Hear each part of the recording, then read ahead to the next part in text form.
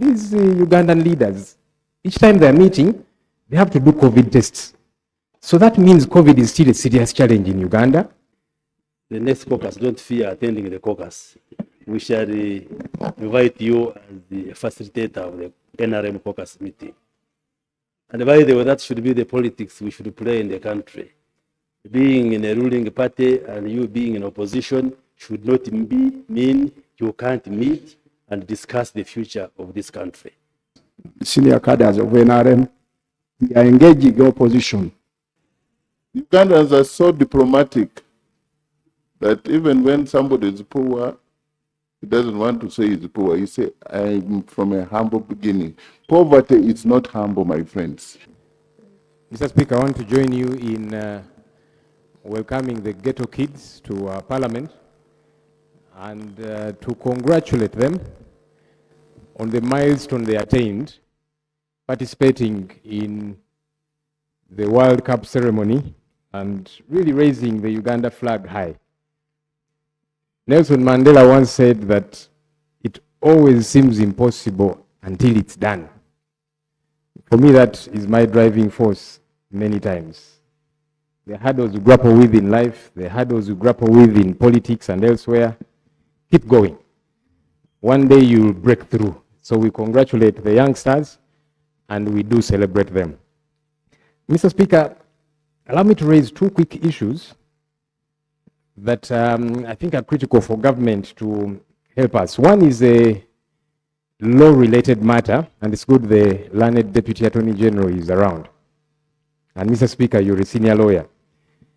There's been numerous complaints about students who finish LDC and then they struggle to enroll.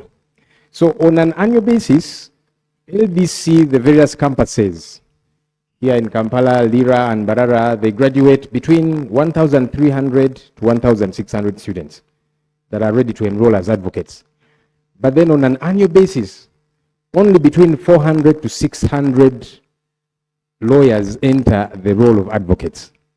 So that leaves a huge backlog of anywhere over 800 who have finished LDC.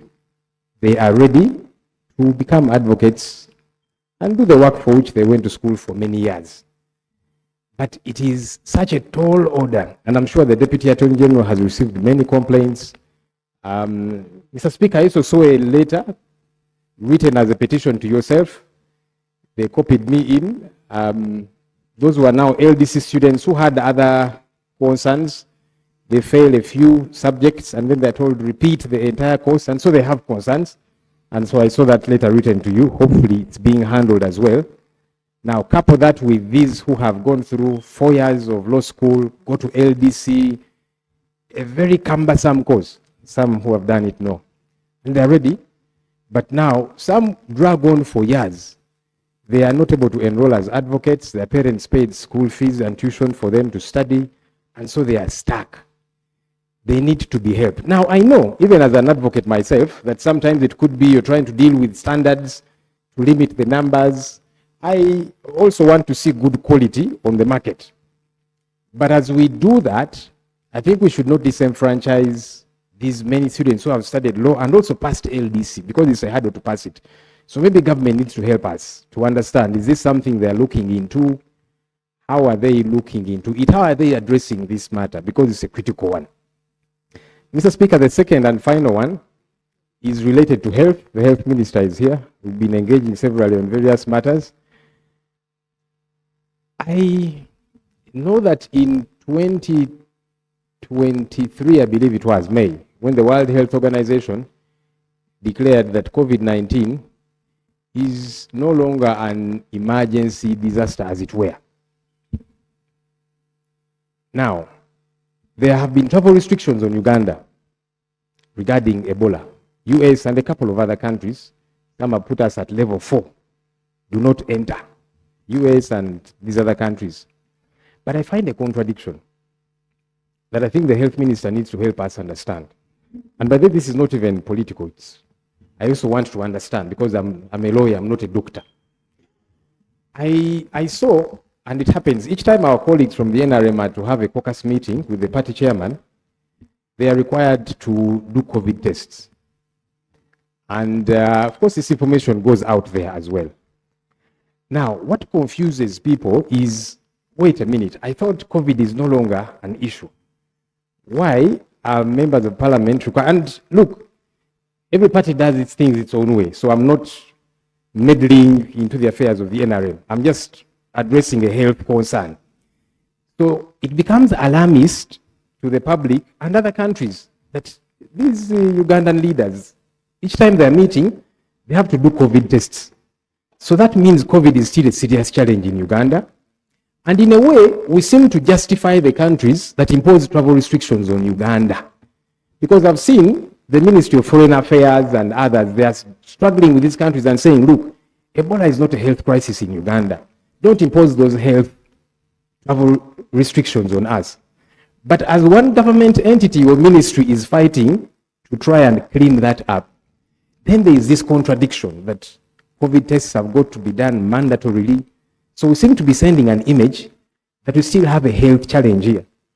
And now those people get to be vindicated to say, yeah, no wonder we are restricting travel in Uganda. There are these health concerns. So I am bothered as a non-medic. Is COVID still such a serious issue? What message are we sending to these countries, which we are telling, please don't restrict travel in Uganda, and it's not as bad, but then we are doing this. It's confusing. I think it needs to be clarified. I thank you, Mr. Speaker. The Attorney General, as you respond to this, at what point do you put the sieve for professional regulatory body? Somebody has finished everything. They're supposed to join the labor market. You delay their enrollment. Don't you have capacity, or you're just malicious? Or both?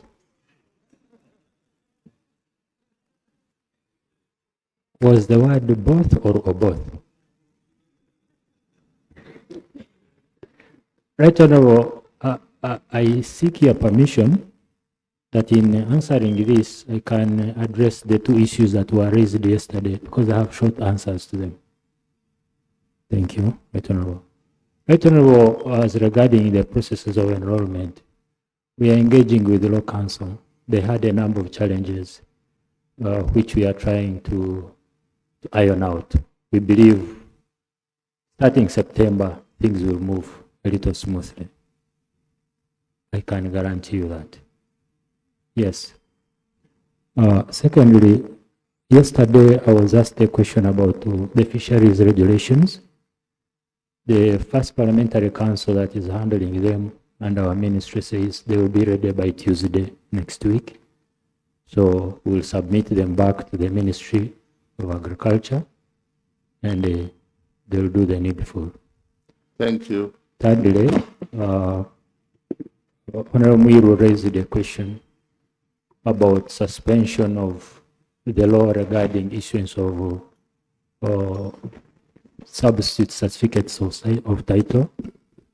Right Honorable Speaker and colleagues, the Honorable Minister of Lands, who is a personal friend of mine, did not suspend the law per se. She's the head of the Ministry of Lands.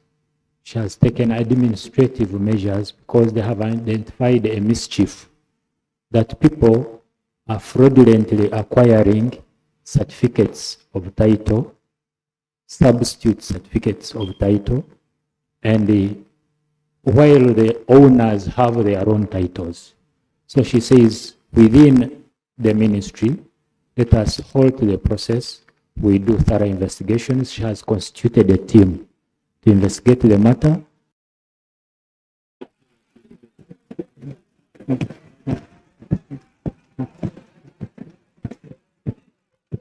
Mr. Speaker, allow me to clarify. By the way, as one of the leaders in this country, an MP, okay, I also lead one side of parliament, I'm happy to go to any meeting. If you good people invited me to Kyankwanzi to present a paper, I will come and I will present a very good, solid paper. I hope you will follow what I have presented. But anyhow. Thank you. Yes, you've clarified. Honorable Baryomunsi. The ghetto kids don't leave yet. Yes. Whoever is evicting them is malicious. Yes. The ghetto kids, as we welcome them to Parliament, should remain to list the Minister of Health. Thank you very much, Right Honorable Speaker, and thank you, Leader of Opposition, for raising that concern. Usually when we declare an outbreak or an epidemic over, we usually add that you should continue being cautious. You play caution because there can be a possibility of that outbreak coming again. Like when we declared the end of the Ebola outbreak, I did caution that we remain on the lookout because there is still a risk.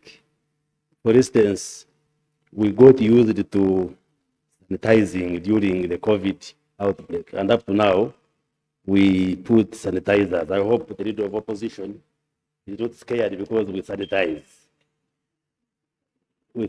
That's why there is one here and one there. So that should not be a big problem. True, if you are meet the president, go to State House, there is a requirement for a COVID test. And the COVID tests are done largely in Mulago.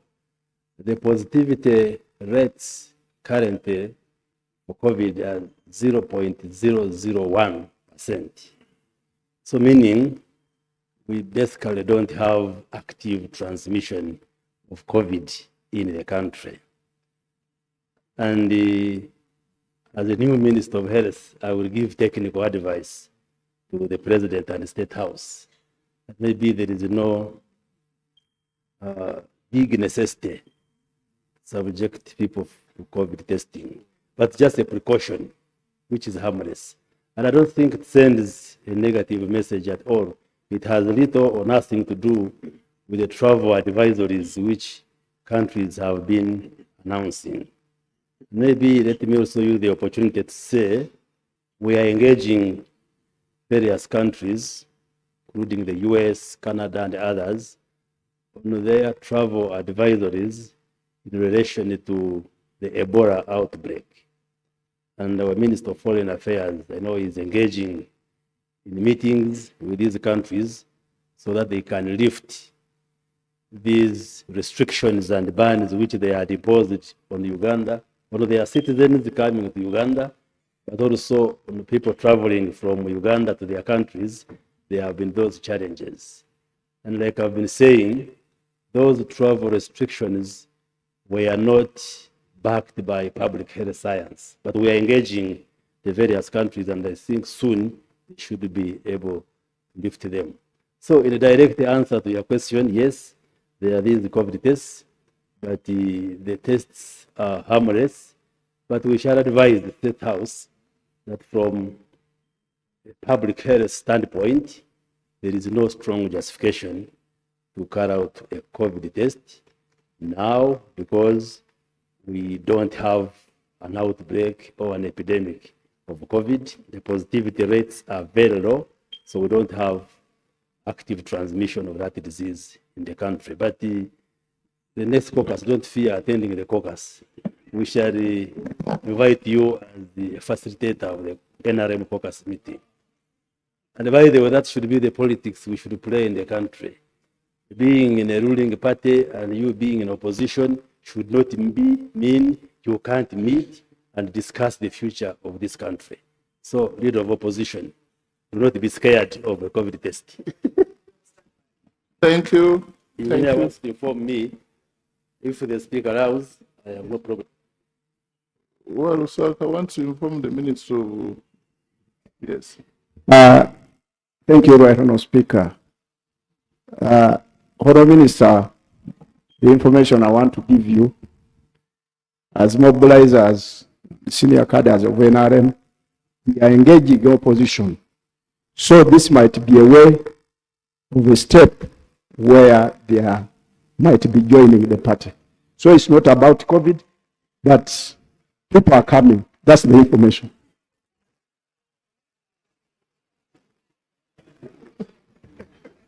So thank you very much for the information. Yes, true.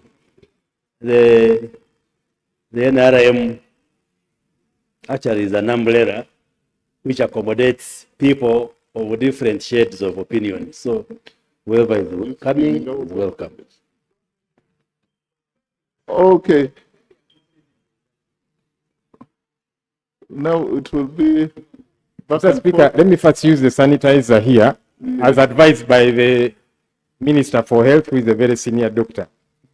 Mr. Speaker, I do appreciate the two ministers, the Deputy Attorney General's response. He says beginning September, we are going to see improvement in enrollment with the Law Council. We hope that happens so that these young people that have studied get to quickly join the market. The Minister for Health has told us he will advise.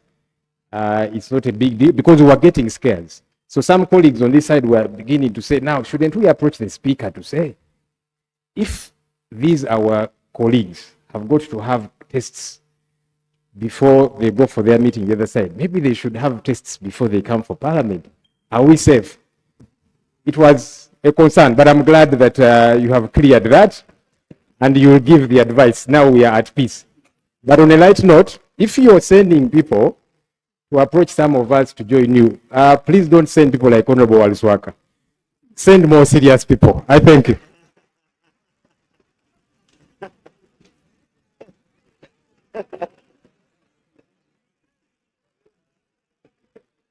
Yes.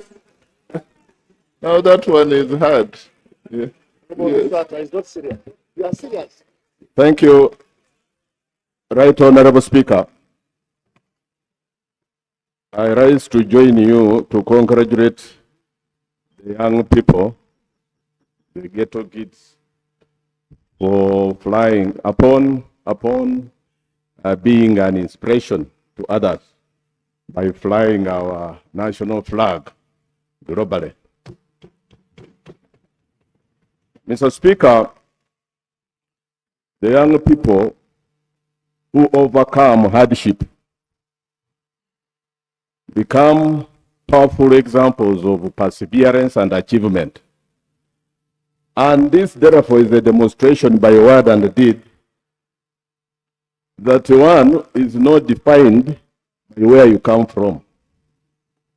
One is not defined by the humble beginnings that you emerged from, but by the talent, the resilience, the potential, the creativity that one brings to the world or to society. So, Mr. Speaker, I'm here to pass my congratulatory message to the younger people for being an inspiration to others to know that even if you came from humble beginnings like a Mirambo, you can make it to be the Speaker of a National Assembly, so to speak. Thank you very much. Thank you. And my beginning was not very humble.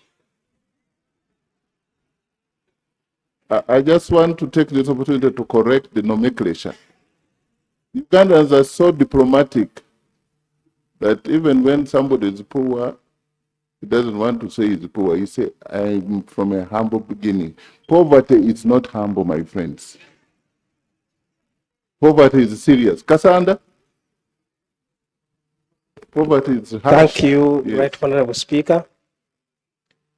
For purposes of record, my name is Abdul Bisaso, Member of Parliament, Kasanda South. Right Honorable Speaker, I raise to make a submission concerning the need for Parliament and government to recognize, appreciate, support, and deliberately invest in Ugandans who use their talent to promote the image, culture, and identity of our country on the international stage. Right Honorable Speaker and members, Uganda is blessed with enormous talent among our young people in music, dance and drama, comedy, fashion, film, and many others. But many of these talented Ugandans have become unofficial ambassadors of our country, carrying the Ugandan flag to international audiences, Right Honorable Speaker, and demonstrating that our young people can compete and excel globally. A notable example is with us, Right Honorable Speaker, the Ghetto Kids. His exceptional dancing talent has taken Uganda to international platforms and attracted enormous global attention. Their success is not mere entertainment, Right Honorable Speaker. It is a demonstration of Uganda's creativity, resilience, and potential. Allow me to be on record to appreciate the 10th Parliament, Right Honorable Speaker. Because at the time when we were faced with COVID-19, the ghetto kids had a challenge. Their home was about to be taken. The 10th Parliament saw it wise and contributed money towards purchasing their home beyond 114 million. So I want us to thank the House for having done that to the ghetto kids. Right Honorable Speaker, that was very commendable and demonstrated that Parliament can go beyond legislation and oversight and provide meaningful support to the vulnerable and the talented Ugandans whose contribution to the country is significant. Right Honorable Speaker, however, these are not only the people who have represented us globally. There are many others, but their talent, they have not been recognized. And I would pray that we come up, Right Honorable Speaker, with a national talent recognition and development framework to identify, nurture, promote, and promote Ugandans who go and represent us well. Thank you, Right Honorable Speaker. Thank you. Honorable Lanya Gilbert. Thank you, Right Honorable Speaker. Right Honorable Speaker, 2 minutes. allow me to appreciate the ghetto kids. Right Honorable Speaker, we have many talented people down there. Only that they don't get the opportunity to show their talents.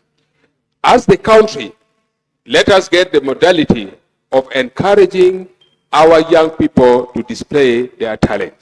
Allow me to appreciate FUFA. FUFA started some tournament called FUFA Drum. And FUFA Drum used to unearth and give opportunity to young talented youth down there in the village. But from nowhere, the program ended up abruptly. And I would like to thank also, Right Honorable Speaker, the government for putting up very many football stadiums across the country. And I pray, let each and every district should have a good football stadium so that we encourage our younger generation to participate very actively. As I wind up, Right Honorable Speaker, I pray that for the forthcoming AFCON, that's going to be in Uganda, let the government hurry with the constructions. For example, Akiba and Gulu, especially the airport. Up to now, no work has started. Yet we are left with few months to next year for the AFCON. I pray government should expedite the process. Thank you. Honorable Julius